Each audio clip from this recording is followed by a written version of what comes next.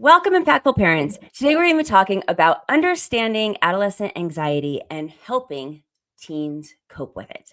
Hello, my name is Kristina Campos, and I'm founder of The Impactful Parent, and I help parents of school-age children who want to be one step ahead of their kids to turn their chaos into connection with their adolescent. I'm a mom of four, a teacher that's taught every grade from preschool through high school, and today I help moms and dads like yourself navigate that exhausting, confusing, frustrating, but rewarding world of parenting. So, welcome to the Impactful Parent.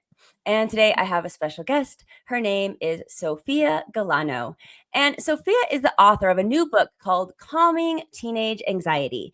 It is a compassionate, practical guide designed to help parents understand, support, and then empower their teens as they navigate emotional challenges and everyday stressors. So, whether your teen is struggling with academic pressure or social anxiety or just general overwhelm, the Calming Teenage Anxiety book and today's episode is going to be exactly what you need to give you strategies to help you have patience and support your child in a way that's going to make them thrive. So, I'm really excited to have Sophia on the stage today. Welcome, Sophia.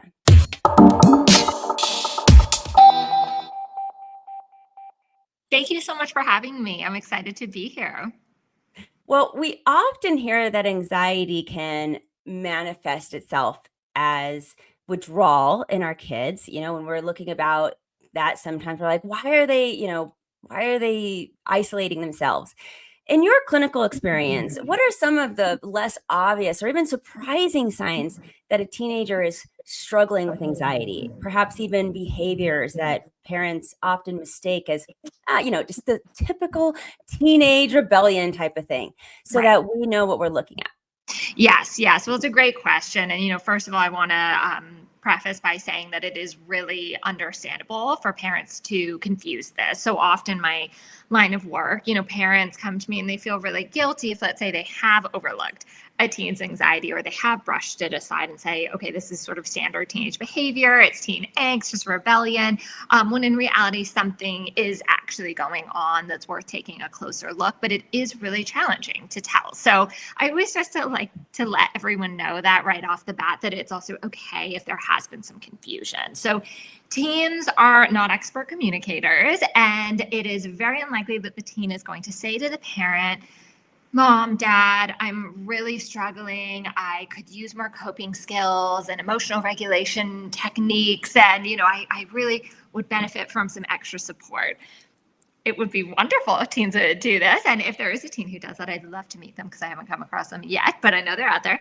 More typically, what you're going to see is conflict. You're going to see avoidance. So you're going to see school refusal. You're going to see teens acting out, perhaps seeming defiant, seeming irritable, seeming very not themselves. Oftentimes parents say, hey, I had, my teen was once this really happy-go-lucky child, and now they're just moody and they're isolating and they don't want to go to school. They don't want to hang out with anyone. They want to stay in their room all day. And it doesn't often look what we would think of as kind of your standard anxiety. And again, that's why it's really important for adults to remember that this is how teens often present, and that they often don't have the communication skills and the tools, so it's easier for them to isolate or to be, kind of more even like aggressive at times, kind of verbally, or seem kind of more irritable. And that's par for the course, unfortunately. Your book addresses the unique pressures on this anxious generation that we're dealing with. So I'm wondering, what specific aspect of today's world? I mean, I think social media is obviously a front runner for causing a lot of anxiety. Off the top of my head, perhaps maybe academic pressure. Mm-hmm. Also, just so much harder to get ahead, I feel like, for this newer generation of kids. But, is there something else? Do you see that there is something that's going on with our kids that at least we could be aware of that maybe we're not? Yes. So I often remind parents that we kind of have two different kind of facets going on. I mean, we have sort of these kind of classic symptoms, classic influences, contributing to anxiety that most parents experience during their own adolescence. So that's kind of more of the biological causes to anxiety, hormonal changes, brain still developing, kind of the chemical changes, things that, were around when parents were teenagers. We have that combined with these newer factors, which, in my book, I call them the Gen Z effect, because that's when, I feel that we first started seeing them with that kind of Gen Z generation of teenagers, which are on top of all the classic causes, social media, technology, academic competition. You're absolutely right. I'm glad that you mentioned that piece. And collegiate stress. There are changes to the admission process in terms of getting into college. That's been a big change. There's more competition for getting into college. What are teens going to do after high school? So there's all these added layers here. And, you hit the nail on the head that, I think, I have a very more kind of like a harm reduction type perspective when it comes to social media and technology use. However, it is really important for us to look at that is a really, really important contributing factor to teen anxiety. Now, also, I've heard and read in your book that you emphasize seeing things from the teen's point of view. And I love this because a lot of times as parents, we just forget what it was like to be a teenager. And we definitely don't know what it's like to be a teenager today. Right. And so how can parents shift their perspective to see their child's anxious behaviors, like this avoidance, this irritability, this panic attacks that they seem to be having, not as a problem to be fixed, but more as a form of communication? Like our teen behavior says so much that they can't articulate with words because they just don't have the experience and the know-how, right? So what message is anxiety trying to send to us? Right. Totally.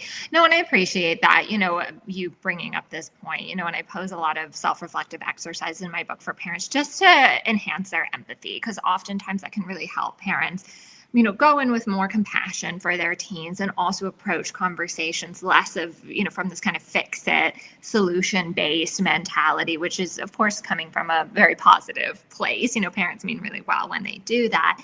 But I feel when parents have more empathy and more compassion and they realize, oh, wow, this is what the day-to-day life is like for a teen today, it's easier for them to actually sit down and really listen to their teenager and go into a conversation with more of a curious mindset and a mentality of seeking to learn. It's really important for teens to feel that they are heard and felt that their parent, is listening to them and wants to understand and work with them versus just fix it or provide some, kind of simple, go outside, take a walk, go meditate, type solution, even though those, we say are great solutions. Oftentimes the teen isn't looking for that, and I remind parents all the time, when parents come to me and they say, hey, it's really hard for me when I see my child is struggling. I see my teenager has anxiety, to not go in and try to fix it. It's goes against kind of my, like instinct as a parent, to listen and just to, kind of wait for this sort of gradual change. And I remind parents that actually is providing a solution. It's just kind of a more subtle solution, and it's kind of like sort of a back end solution to this. But that's, oftentimes it's just teens feeling listened to and validated that really helps them feel less anxious. I absolutely agree, but this is one of the hardest things for parents. And I think especially for dads, but just for parents in general, that we want to say, just calm down. And we're always just wanting to fix the situation. Like if our child tells us a problem, what we hear is we need to solve this instead of sitting and actually just listening to the problem and letting it lie. I mean, that's just so hard. So I just want to clarify to parents that I know that this is the right thing to do, to listen and not try to fix anything. But man, it is so tough. It's a really hard thing.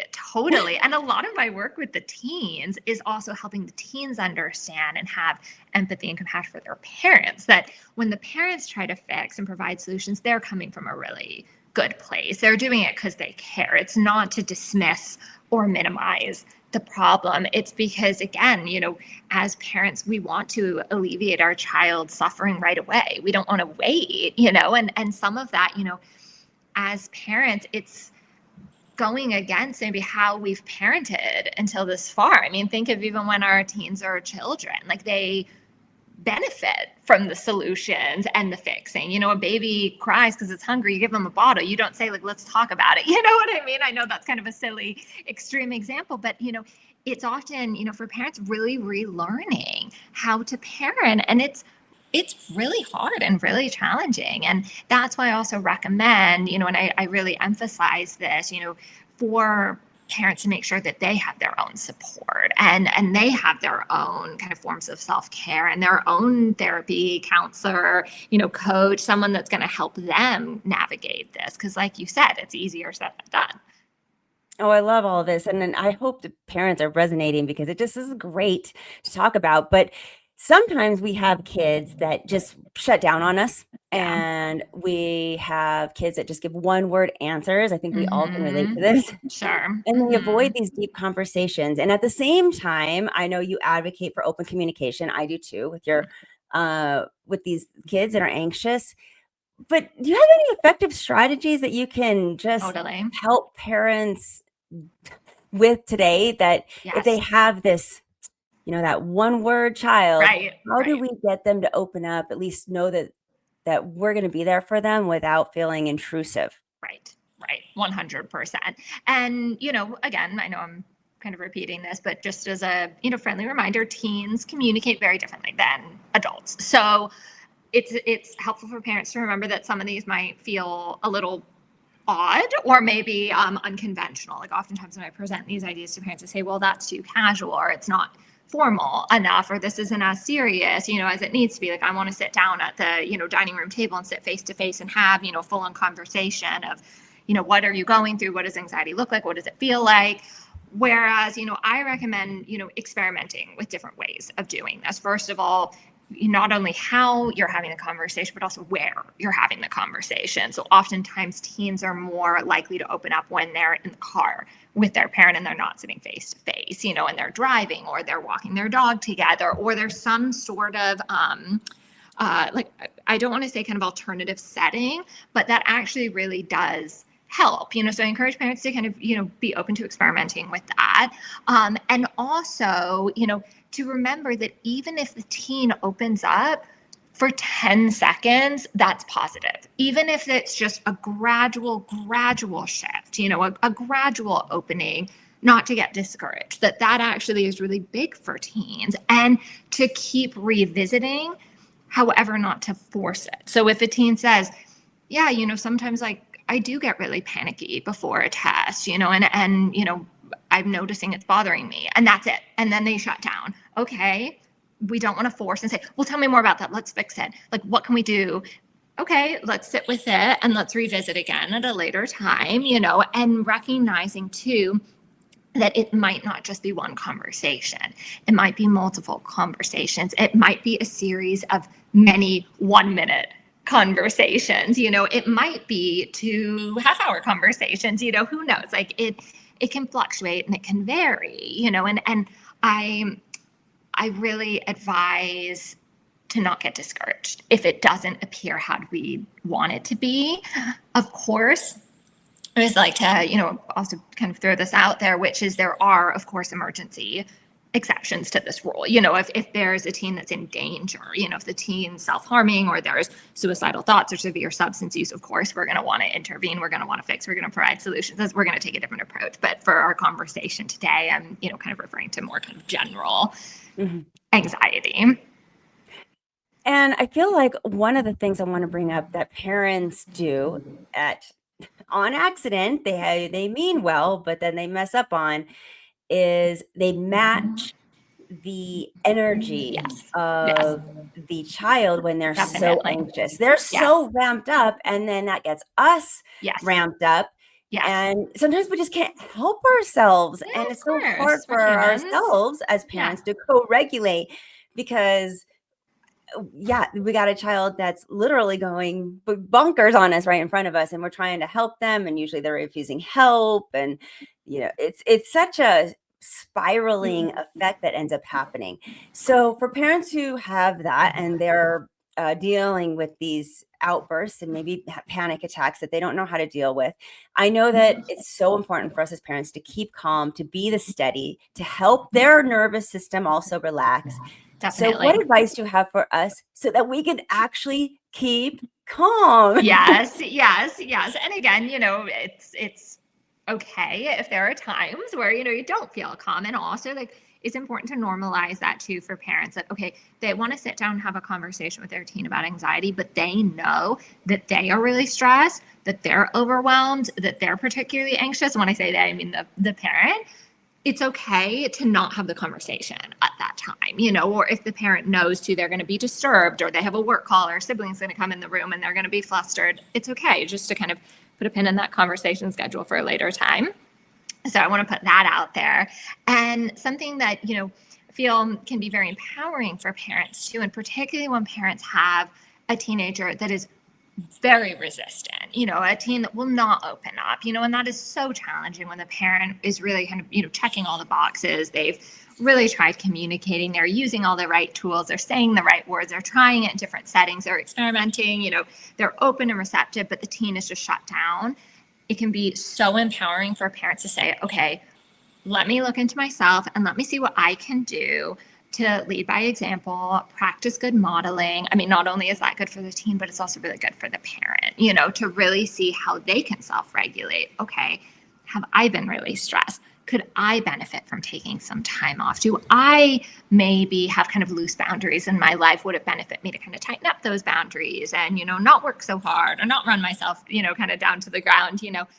Would it be beneficial for me to get my own support? And the teen picks up on that, whether the teen verbalizes it or not, and also, I throw this out there too, for parents also not to get discouraged if they are doing that and the teen is not outwardly expressing their gratitude. The teen is most not likely going to say, hey, mom, I'm so glad that you're taking care of yourself and it's setting an amazing example for me.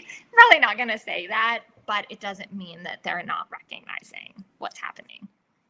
Absolutely. I love that because they're always watching. Yes. Now, I want to ask you about knowing when to call a professional and that line between normal teenage worry and that clinical anxiety.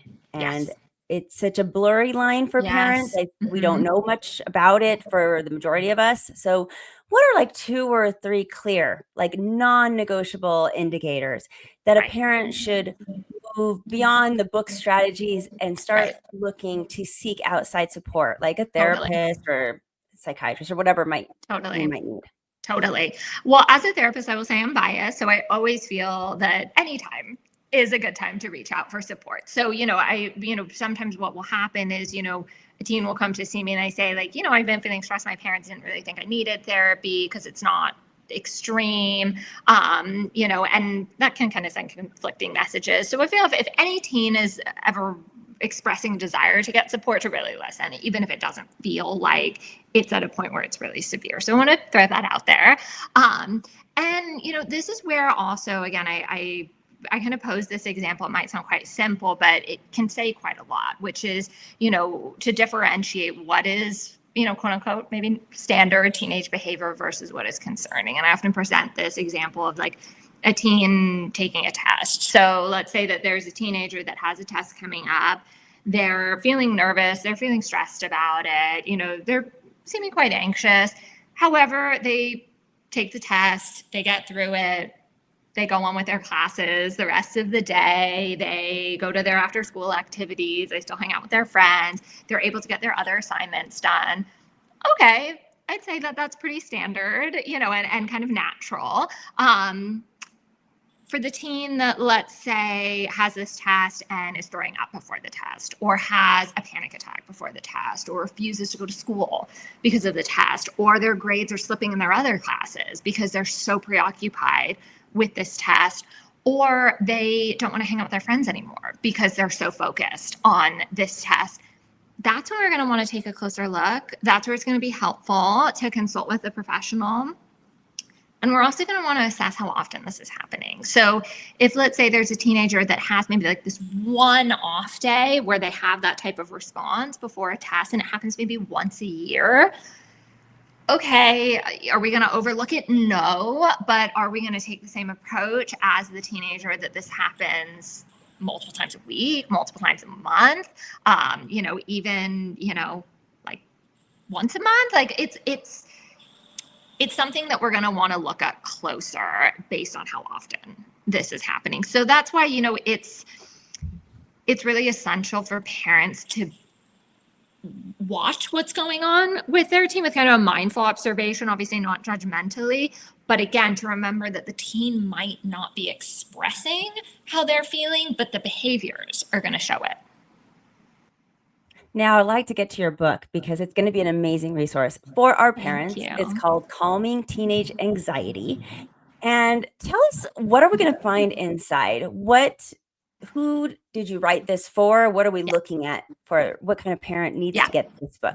Yes. So this book is basically an expansion of what we're talking about today. So I wrote this book with the intention for any parent, any caregiver, really any adult that has a teen in their life that they want to help, and they want the practical tools to support their teen. So I wrote the book with the intention of it being very accessible for any parent. So, I wanted the parent with the PhD to pick this up and say, great, awesome, I totally understand this, I'm into it, as well as the parent who didn't finish high school to say, oh, okay, I don't need to study this for years. I can start using these tools today. So, it's written with very kind of step-by-step, very practical solutions, very specific words to use, very specific phrases to lean on, and also very specific phrases, words, actions to avoid too, so we go in the book, obviously we talk about, what's contributing to the anxiety, what's behind it, but it's more of what do we do? We know that it's a problem, but now where do we go? What are the actual skills that we need? So, I like to think of it as kind of a blueprint for helping a teen with anxiety. That's awesome. This is exactly what parents need. We need our tools so that we can help our kids. And where can we find it? So the book is available at, your local bookstore, at Barnes and Noble, Amazon. It's also available if you're interested in book sales on Porchlight Books, has great books, bulk book sales, excuse me. But, if there's ever any issues finding it too, Penguin Random House always has copies on their website, or, people can always reach out to me directly on my website if they're ever having a hard time finding it. But it's pretty easy to get your hands on it. Thank you so much for everything today, Sophia. This has been a great episode, and I want to end with what you want to say to parents who are going to go get your book because they heard this episode, they're resonating with it. They're like, okay, I need to go help. This is a great tool set, great resource for me. What do you want to say to them before they head off to the store? Well, first of all, I want to express appreciation for parents who want to help their teens, and really that's all that matters, is if the parent has the desire to want to support and help, the teen is going to pick up on that. So I really do want to put that out there too. And again, even if the teen isn't verbally expressing it, it's amazing energetically that, the teen is going to be, kind of feeling that. And also for parents to remain positive while still being very compassionate to their feelings, that this is really hard, and it's okay to feel discouraged. It's okay to feel frustrated, annoyed. All of those are really, really valid and natural. And at the same time, to still feel hope. I'm glad you decided to be here today. Begin your Impactful Parent journey by downloading the Impactful Parent app. The Impactful Parent app is free, so they carry help, tips, and parenting resources right in your pocket. Discover answers to your parenting questions. And you might as well download the app. It's free. It's on your phone's app store. So discover how you can step up your parenting game and become a more impactful parent. Also, remember that this episode is just a small part of what the Impactful Parent offers. Also available are online courses, parent support groups, coaching services, and of course the app. So find out more by going to theimpactfulparent.com. But until next time, you got this, parents. I'm just here to help.